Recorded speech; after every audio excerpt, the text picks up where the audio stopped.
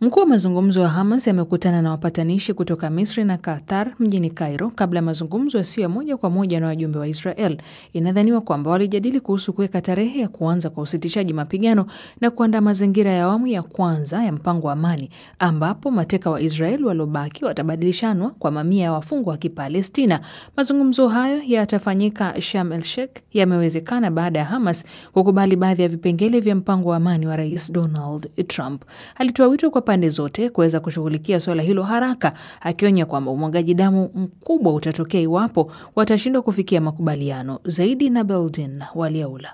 Wajumbe wa Hamas, Israel na Marekani wanakutana nchini Misri baada ya Rais wa Marekani Donald Trump kutaka mazungumzo hayo kuharakishwa ili kupata amani ukanda wa Gaza ambao umeshuhudia vita kwa miaka miwili sasa. Hamas na Israel wote wamekubaliana na wito wa Trump wa kutaka vita kumalizika eneo la Gaza na mateka wote wanaozuiliwa na pande zote mbili kuachiliwa huru. Katika pendekezo la Trump la kutaka vita hivyo kumalizwa, Trump anapendekeza Hamas kusalimisha silaha zao, swala ambalo kundi hilo huenda isikubaliane nalo. Trump pia amependekeza wanajeshi wote wa Israel kuondoka eneo la Gaza, ila waziri mkuu wa Israel Benjamin Netanyahu ameapa kuendelea kuwatuma wanajeshi ndani mwa Gaza katika jaribio la kuwaokoa mateka waliosalia. Mazungumzo ya awali ya kupatikana kwa amani eneo la Gaza yaligonga mwamba, huku mazungumzo haya sasa ya Misri yakitarajiwa kuwa ya tija. Mjumbe mkuu wa Hamas katika mazungumzo haya, Khalil al-Haya, ambaye awali alikuwa amelengwa na shambulio la Israel huko Qatar, anatarajiwa kukutana na wajumbe wengine wa Misri na Qatar mjini Cairo. Mazungumzo hayo yanafanyika mjini Cairo yanatarajiwa kutangaza siku ambayo vita eneo la Gaza vitasitishwa kwa muda na jinsi mateka wanaozuiliwa eneo la Gaza watawachiliwa huru na pia jinsi Wapalestina wanaozuiliwa upande wa Israel wataachiliwa huru. Kupitia mtandao wake wa Truth Social, Rais wa Marekani Donald Trump amesema amekuwa na mazungumzo ya tija na kundi la Hamas pamoja na washirika wake ambao ni mataifa ya Kiarabu. Trump anasema ana imani kuwa awamu ya kwanza ya mkataba wa amani utaafikiwa wiki hii. Hawahitaji kubadilisha chochote kwa sababu karibu kila mtu amekubaliana na mapendekezo hayo. Ingawa kutakuwa na mabadiliko madogo, lakini mpango wa Hamas ni mzuri. Italeta amani. Kutakuwa na amani Mashariki ya Kati kwa mara ya kwanza kwa takriban miaka 1000. Mazungumzo yanaendelea sasa na huenda yakachukua siku chache kukamilika na watu watafurahia. Mapema leo, Rais wa Misri Abdel Fattah al-Sisi aliusifia mpango wa Trump akisema ndio njia sahihi ya kupata amani na ustawi eneo la Gaza. Wajumbe wa Marekani ikiwemo mjumbe maalum wa Mashariki ya Kati Steve Witkoff tayari wamewasili mjini Cairo kwa mazungumzo hayo. Haya yanajiri huku Israel ikiendelea kutekeleza mashambulizi eneo la Gaza ambapo takriban watu 20 waliuawa hapo jana. Israel imesema iwapo mazungumzo hayo hayatahitimika na suluhisho, basi wataendeleza mashambulizi yao na operesheni zao za kijeshi eneo la Gaza. Shukran Beldin Waliaula kwa taarifa hiyo. Msikilizaji, tukisonga mbele, maandamano ya umma yameendelea kwa wiki ya pili mfululizo nchini Madagascar, yakilitumbukiza taifa hilo kwenye mzozo wa kisiasa. Mwandishi wa BBC Samia Wami yuko katika mji mkuu wa Madagascar, Antananarivo, na anatuarifu zaidi.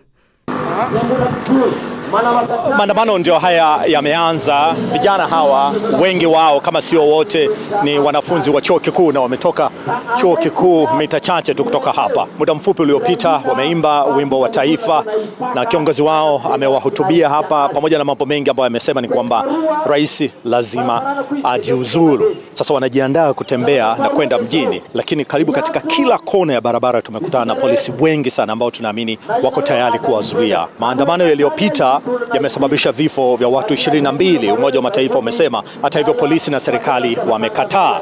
Sasa wao wamesema kwamba hawataacha haya maandamano hadi madai yao yote yatakapotimizwa, na hasa kwa rais wao kujiuzulu. Hapa nilipo ni eneo ambalo liko karibu na chuo kikuu kikubwa kabisa hapa Madagascar, kinaitwa chuo kikuu cha Antananarivo. Sasa sababu polisi wamekaa hapa ni kwamba maandamano leo yalikuwa yanarudi, na waandaaji walisema wangeanzia katika chuo kikuu cha Antananarivo, baadaye waende mpaka katikati ya mji. Sasa unaweza kuona polisi wamefunga hii barabara. Kuna barabara nyingine pia kwa nyuma pale wamefunga. Maana yake ni kwamba barabara zote zinazotoka katika chuo kikuu hiki cha Antananarivo zimefungwa kuzuia hawa wanafunzi wasiende katikati mwa mji. Sasa kama masaa mawili hivi yaliyopita nilikuwepo pale katika chuo kikuu na nikaona maandalizi ya maandamano yameanza, na nimefuatana nao pia wakazunguka, lakini walizunguka zaidi katika maeneo yanayozunguka chuo. Ikiwa watataka kutoka maeneo ya chuo na kuja huku juu kwenda mjini watazuiliwa, na kama unavyoona sasa ni kama vile wamepata taarifa au sijui ni nini kinaendelea, wanasogea kujaribu kuongeza nguvu hapa kuhakikisha hakuna mtu yoyote anapita kutoka kuelekea katikati ya mji. Tunaendesha gari kurudi hotelini sasa kutoka maeneo ya chuo kikuu pale ambapo maandamano yalikuwepo.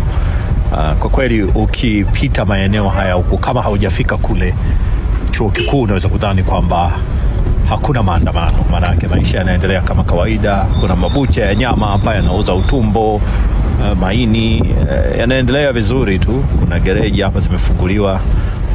Kwa hivyo sehemu kubwa ya mji kwa kweli inaonekana kama vile maisha yanaendelea vizuri tu, lakini ni upande ule wa maeneo ya chuo kikuu kidogo ndo pamekuwa na vuta ni kuvute kati ya wanafunzi vijana waliokuwa wanaandamana na polisi waliokuwa wanazuia wasiingia au kusambaa maeneo mengine.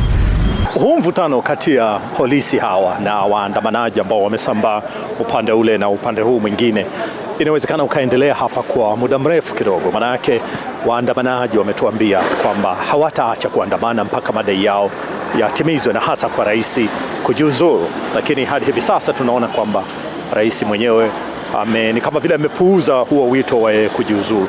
Sasa watu wengi ambao tumezungumza nao hapa ndio wanakubaliana na madai na matakwa ya hawa vijana wanaoambatana, lakini wana wasiwasi kwamba mvutano huu utaenda paka lini na utaishaje hasa.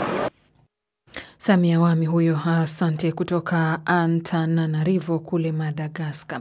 Kwingineko ni kwamba mkuu wa shirika la Umoja wa Mataifa la kuhudumia wakimbizi UNHCR ambalo linakabiliwa na upungufu mkubwa wa fedha anasema wamepunguza ajira 1500 mwaka huu kufuatia kupunguzwa kwa misaada ya kimataifa. UNHCR inakabiliwa na janga kubwa huku idadi ya watu waliolazimika kuhama makazi yao duniani inazidi kuongezeka. Ufadhili wa kibinadamu umekuwa ukipungua kwa kasi tangu rais wa Marekani Donald Trump aliporejea madarakani mwezi Januari. Robert Kipto na maelezo zaidi. Kamishna mkuu wa shirika la Umoja wa Mataifa la UNHCR Philippe Grandi amesema kuwa zaidi ya wafanyakazi 1500 wa shirika hilo wameachishwa kazi tangu mwanzo wa mwaka huu pekee. Amesema idadi hiyo ni zaidi ya 25% ya wafanyakazi wote wa shirika hilo, na kuonya kuwa idadi zaidi ya wafanyakazi wake huenda pia wakapoteza nafasi zao za ajira.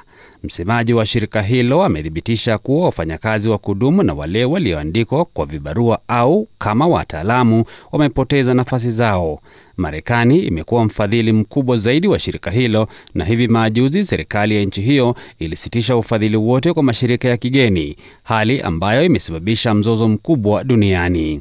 Utawala wa Washington ulikuwa ukichangia zaidi ya 40% ya bajeti ya UNHCR, na hatua hiyo pamoja na kupungua kwa ufadhili kutoka kwa mataifa mengine duniani imesababisha upungufu mkubwa kwenye bajeti ya shirika hilo. Shirika la UNHCR lilikuwa limeidhinisha bajeti ya dola bilioni 10.6 kwa mwaka huu wa kifedha. Grandi amesema kuwa licha ya wao kupokea 50% tu ya bajeti yake kila mwaka, amesema kadri mambo yalivyo kwa sasa, anatarajia shirika hilo kupokea dola bilioni 3.9 pekee mwaka huu, kiasi ambacho ni chini ya kiwango walichopokea mwaka uliopita. Ameongeza kuwa hamna nchi, sekta au mshirika ambaye hajaathirika. Grandi amenadi kuwa miradi muhimu ya kuokoa maisha imesimamishwa. Shule pia zimefungwa na viwango vya vyakula vya misaada na pesa taslim kwa wakimbizi vimepunguzwa, na mpango maalum wa kuwapa hifadhi wakimbizi pia umesitishwa kwa muda. Ukraini imegundua